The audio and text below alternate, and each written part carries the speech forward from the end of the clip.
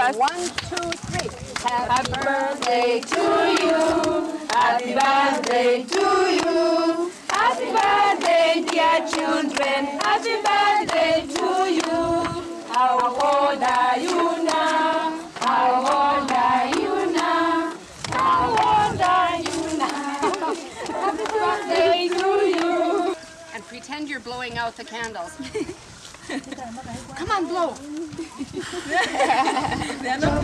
Yay! Now let's sing happy birthday. Nzuri sana, wageni mwakaribishwa, Kenya yetu hakuna matata.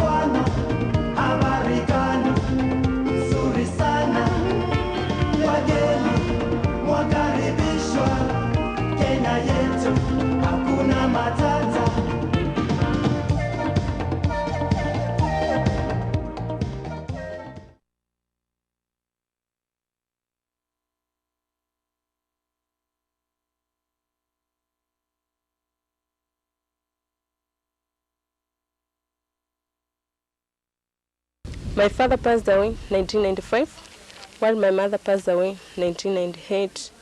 Since we joined this group of Twana Twitu, they have been helping us, like giving us food, pay school fees for us, and they have been helping us a lot. I'm working hard to encourage this group of Twana Twitu, because now as they are paying school fees for us, I have to work hard, and I'm putting more efforts in my studies, especially in our academic work, to come up with a good future life.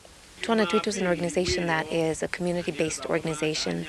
The children that we are taking care of, they are essentially receiving home-based care, which means that they're taken care of by custodians as opposed to being in an orphanage.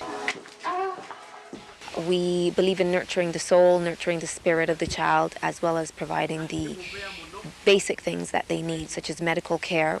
We also provide them tuition assistance, we provide them their school fees, we do the uniforms, we provide food on a monthly basis, and we provide any other support that they really feel is needed.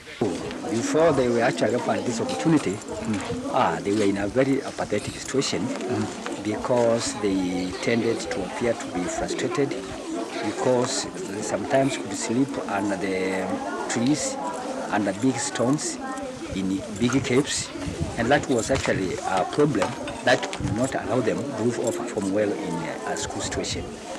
But after they were accommodated in the various places, they are doing very well. 88%, 91%. This is amazing. 94.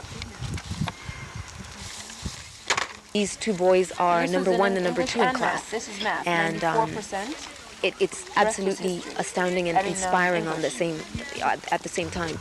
Percentages ranging from 93%. The lowest score he has is 56. And it's very uplifting to just see them develop and thrive in such a basic manner.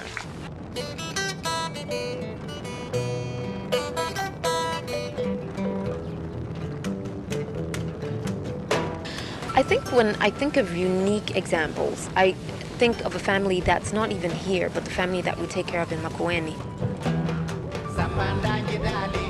Why they stand out is because they are headed by a 13-year-old, and it's 4 children, and they were literally bounced. They were rendered almost homeless and being orphaned.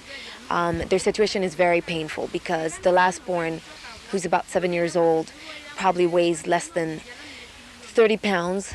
She's still in nursery school. She was ignored by everybody. The community around them was very superstitious. They believed that if they took care of them, that the evil spirits, you know, the mother's spirit would haunt them. And so as a result, they were left to die. But it's only when you really see it in context, you know, that you really realize. Yeah. You know, she's 2.5 and she's 7 years old. And she's actually bigger than she is. You know? But she's doing well. Why they stand out is because they're a perfect example of why organizations such as ours are really needed.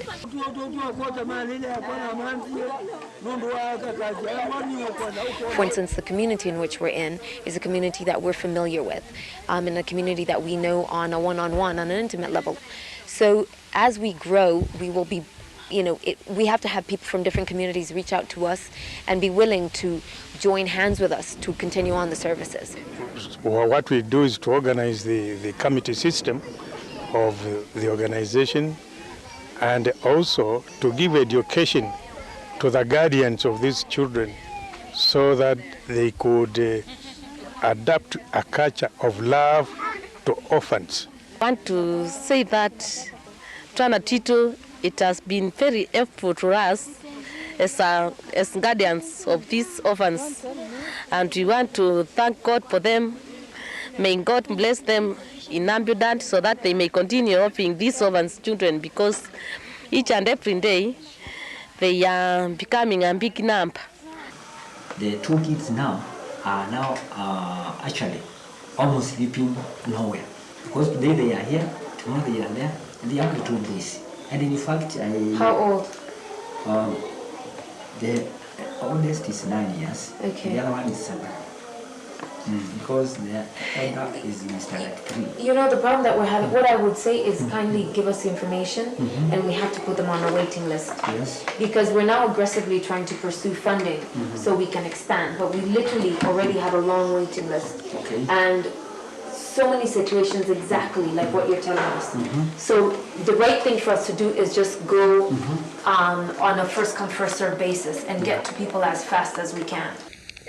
Some of the challenges, I think one of the major challenges is just that there's a very large number of people who are affected, and so there are more families and orphans who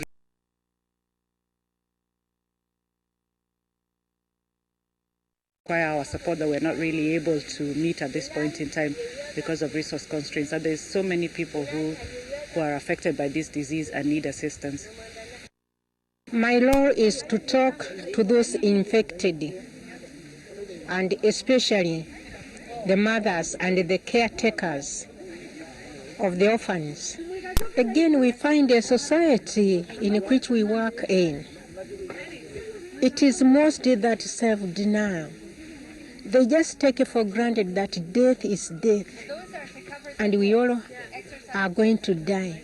But especially with the young children or young ladies and young men growing, they don't see that keeping themselves away from HIV is something that is going to be for their future.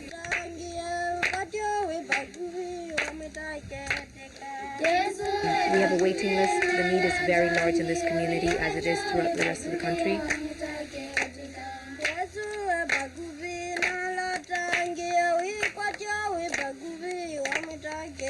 The appeal would be to support us. We need support. We're different. We're passionate about what we're doing. We love the children that we're working for. We work very hard for them. They are as much ours as they are the communities. And by the community, I mean not just Miwani, this community here, but I mean the larger community, the Kenyan community, the international community. And we need everybody to give us that support, just back us up, enable us to continue serving children and serving them better than we currently are.